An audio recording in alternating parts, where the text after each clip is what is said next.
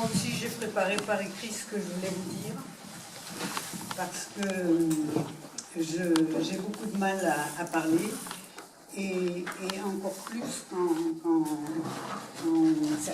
les personnes sont devant moi.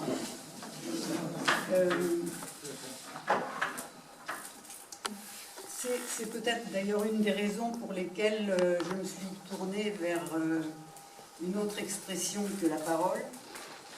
C'est une expression qui m'est plus aisée et une expression manuelle qui est la sculpture. Alors ça utilise aussi le regard, mais c'est beaucoup plus facile pour moi. Alors, comme je vous l'ai dit tout à l'heure, je suis juive par ma famille, par l'histoire de ma famille, par ma culture, mais je ne suis pas très pratiquante.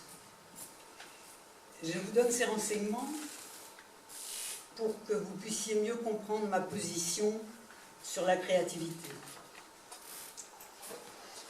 Avant de répondre à la première question qui nous a été posée, qu'est-ce qui, pour l'artiste, est source d'inspiration? Je voudrais vous expliquer comment j'imagine le cheminement de la création artistique.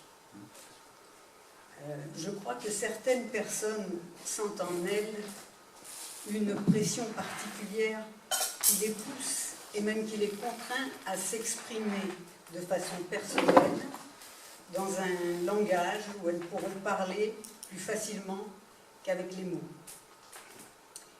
C'est peut-être dû au poids trop lourd des émotions, mais quoi qu'il en soit, cette pression est là, et d'une façon ou d'une autre, elle doit jaillir.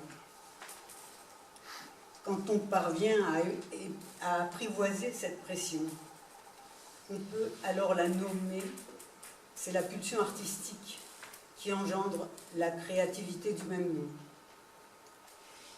En acceptant de cohabiter avec cette pression intérieure, la créativité d'un artiste peut faire feu de tout bois. L'artiste se tient à l'écoute de sa propre sensibilité, c'est d'ailleurs une chose qu'on peut lui reprocher.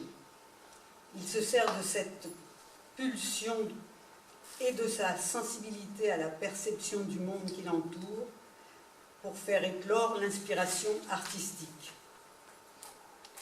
Pour moi, l'inspiration est comme un creuset, on retrouve le même mot que chez vous, dans lequel se décantent les émotions. Ensuite, elles se matérialisent au sens propre et deviennent visibles pour tous. Et ces objets visibles sont les représentations symboliques des émotions. Le fruit de cette décantation deviendra la base d'un travail sur la matière. À cette étape du travail, de nombreuses questions vont se poser. Par exemple, sur quoi mon projet est-il fondé? Parce qu'il y a parfois des projets qui sont des projets parasites et qu'il ne faut pas continuer, qu'on ne doit pas prolonger. On peut se demander aussi pourquoi cette idée plutôt qu'une autre, et pourquoi sous cette forme plutôt qu'une autre forme, et est-ce vraiment ce que j'ai envie d'exprimer? Les réponses à ces questions ne sont pas indispensables, mais elles aident beaucoup à la conception de la sculpture, d'une sculpture. Je fais à ce moment-là plusieurs esquisses à partir desquelles j'entreprends le travail proprement dit, dans l'atelier, avec mes mains et avec des outils. Il me faudra par la suite résoudre les problèmes techniques posés par les matériaux. Et petit à petit, je parviens à mener mon travail à terme. Pour en venir à la source de mon inspiration, si je regarde l'ensemble de mon travail, je m'aperçois que mes thèmes d'inspiration sont récurrents. Pourtant, je ne je ne les sélectionne pas. Les idées surgissent spontanément, mais elles se réfèrent toujours au même sujet. Je vais vous les énumérer. Il y a le couple dans tous ses états, de la rencontre à la séparation finale. Il y a la naissance et l'émerveillement qu'elle engendre. Il y a aussi la maternité, celle dont on rêve. Il y a l'enfance, de la naissance à l'âge adulte. Il y a aussi la condition féminine, et aussi le monde animal dont je me sens très proche. Il m'arrive aussi de rendre hommage à des personnes que j'admire, comme les justes et tous ceux qui aident les humains. J'ai aussi aimé faire un hommage à Olympe de Gouges, qui est une féministe de l'époque de la Révolution française.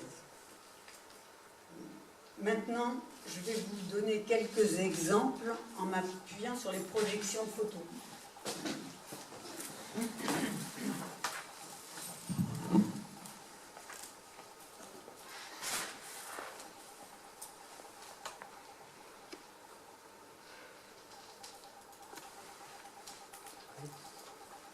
Alors la première photo, c'est une photo qui s'appelle, c'est une sculpture qui s'appelle L'homme sur sa chaise. On peut voir un petit homme assis sur une chaise beaucoup trop grande. Alors, moi non plus, je n'aime pas trop commenter les sculptures, les œuvres d'art, mais on peut se poser tout un tas de questions en voyant la disproportion, peut-être le malaise, enfin beaucoup de choses que vous pouvez voir. La seconde sculpture, c'est la valise. On voit un couple assis sur une valise très lourde et on ne sait pas ce qu'il attend. Il attend.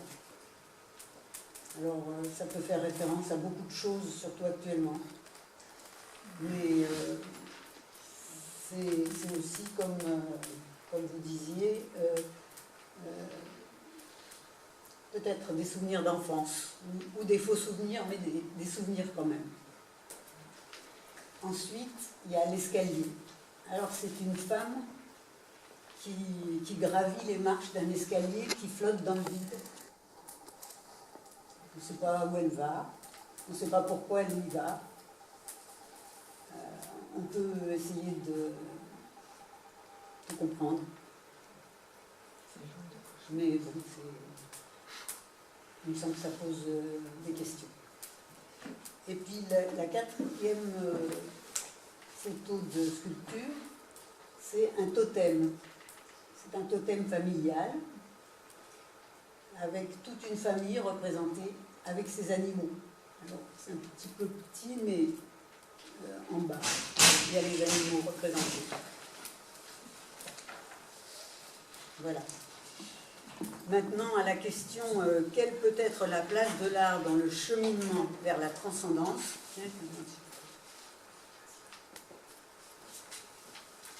Dans le cheminement vers la transcendance, moi, c'est un mot que je n'ai pas l'habitude d'employer, je ne le connais pas bien. Et sur ce sujet, je ne peux parler que de mon ressenti personnel. Lorsque je parviens à mener un travail à son terme et que je sens diminuer la tension intérieure, c'est le signe que le résultat de ce travail correspond suffisamment à mon projet initial. Mais j'ai un autre besoin, c'est que mon travail parle à quelqu'un ou encore mieux, à quelques-uns. Quand, au-delà des différences de culture, de religion, d'âge et d'autres choses encore, je m'aperçois que mon travail parvient à toucher, à rassurer ou à rapprocher, j'éprouve un sentiment de sérénité. C'est peut-être à ce moment-là que j'utiliserai ce mot de transcendance. L'art est pour moi le véhicule privilégié qui peut me mener sur le chemin de la transcendance. Et il y a aussi, parfois, cette impression fugitive au tout début d'un nouveau travail, quand les idées arrivent en se bousculant et en me bousculant. Je me demande alors si je ne suis pas un passeur ou une passeuse, mais j'aime pas trop ce mot, qui acheminerait les idées d'un monde vers un autre monde. Et pour terminer, je voulais dire que ce n'était pas par hasard que j'étais devenue sculpteur. J'ai beau avoir des enfants et des petits-enfants, c'est sans doute la proximité de la Shoah qui me pousse à vouloir laisser une trace. L'idée que mes sculptures seront des objets témoins de mon passage, de la même façon que les hommes préhistoriques ont laissé des traces sur les murs des grottes, cet espoir-là conduit peut-être mon travail vers une recherche de transcendance. Je vous remercie.